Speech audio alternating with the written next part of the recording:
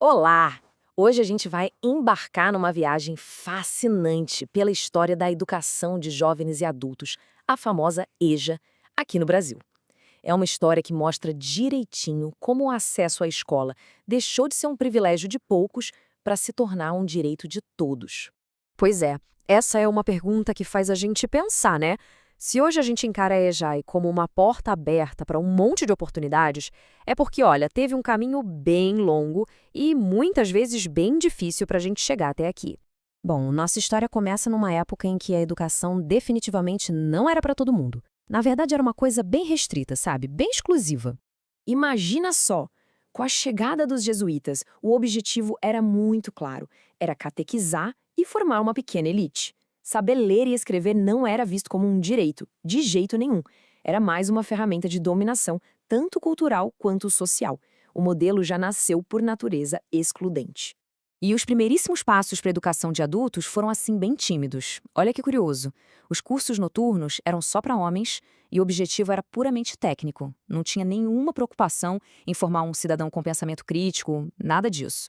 Mas, felizmente, a história muda.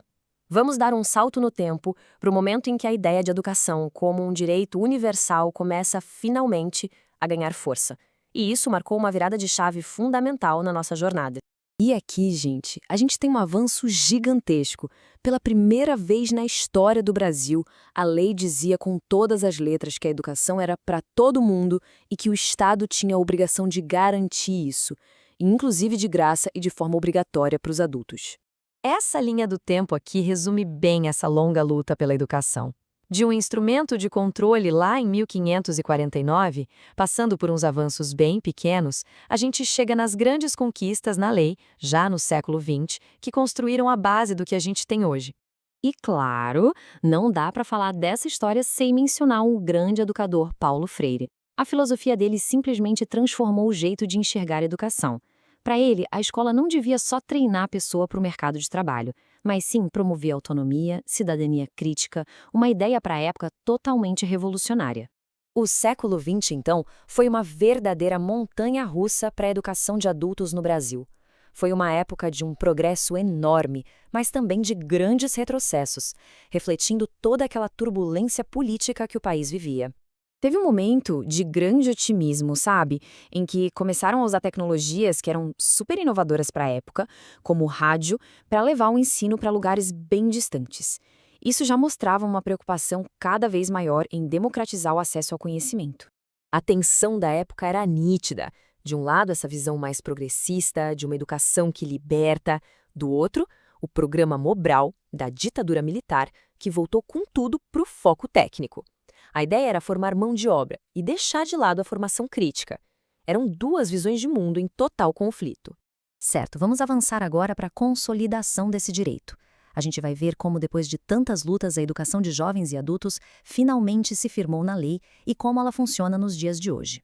A EJAI que a gente conhece hoje se apoia em dois pilares bem fortes na lei. A Constituição de 88 bateu o martelo no compromisso do Estado e, anos depois, a Lei de Diretrizes e Bases da Educação, a LDB, definiu a EJAI como uma reparação histórica para aquelas pessoas que foram excluídas do sistema escolar.